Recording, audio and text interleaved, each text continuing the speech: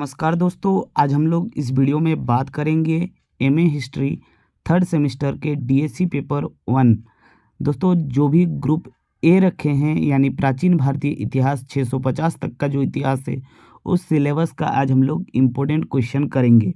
तो जो भी ग्रुप ए रखे हैं उसके लिए ये वीडियो मोस्ट इम्पोर्टेंट है। तो दोस्तों, इसमें आपको जो पहला क्वेश्चन होगा वो होगा प्राचीन भारतीय इतिहास के पुनर्निर्माण में पुरातात्विक स्रोत। दोस्तों, आपको प्राचीन भारतीय इतिहास के पुरातात्विक स्रोतों को पढ़ना है। मोस्ट इम्पोर्टेंट क्वेश्चन रहेगा, आपको यह सवाल पढ़ लेना है, ठीक है। नेक्स्ट सवाल होगा मध्य पाषाण काल के अर्थव्यवस्था और तकनीकी विकास का विश्लेषण कीजिए। यानी मध्य पाषाण काल में अर्थव्यवस्था और तकनीकी विकास कैसा हुआ ये आपको बताना है। नेक्स्ट सवाल रहेगा ताम्रपाषाण संस्कृति की मुख्य विशेषताएं और उनके महत्व का मूल्यांकन कीजिए।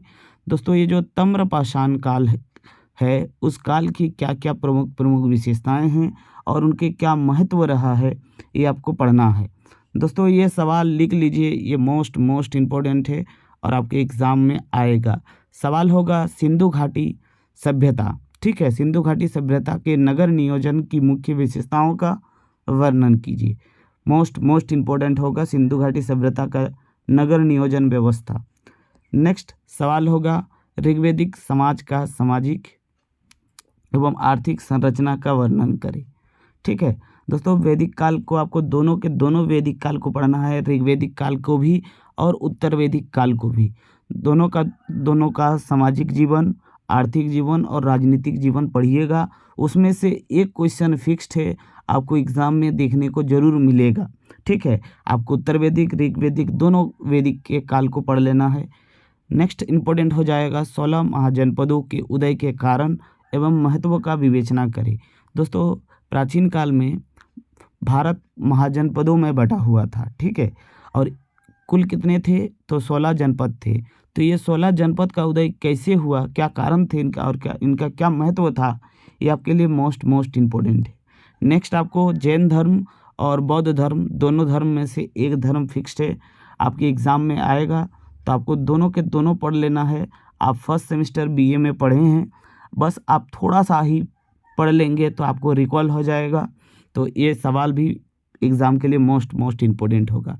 तो जैन धर्म के उदय, सिद्धांत एवं प्रभाव, बौद्ध धर्म के उदय, भारतीय समाज में इसका क्या प्रभाव है ये आपको पढ़ लेना है, ठीक है।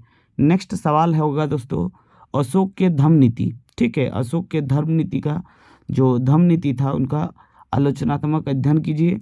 और नेक्स्ट है मौर्य प्रशासन व्यवस्था का वर्णन करें, ठीक है। तो मौर्य वंश का जो प्रशासनिक व्यवस्था था इसको आपको पढ़ना है, ठीक है। और लास्ट सवाल होगा दोस्तों मौर्यकालीन कला एवं वास्तुकला का मूल्यांकन कीजिए। तो जो सवाल दोस्तों मैंने बताया ये सवाल एग्ज़ाम पॉइंट ऑफ व्यू से मोस्ट इम्पोर्टेंट रहेगा। इसमें भी अगर आपको इम्पोर्टेंट अगर चाहिए तो कौन सा होगा सबसे ज़्यादा, तो ये प्राचीन भारतीय के पुरातात्विक स्रोत पढ़ लीजिएगा। उसके साथ साथ ये जो सिंधु घाटी सभ्यता का नगर नियोजन व्यवस्था है इसको पढ़ लीजिएगा। ऋग्वैदिक और उत्तर वैदिक से एक सवाल फिक्स्ड है, इसको ज़रूर पढ़िएगा। और जैन धर्म और बौद्ध धर्म से एक क्वेश्चन फिक्स्ड है, गारंटी है आएगा। तो 3 क्वेश्चन हो गया।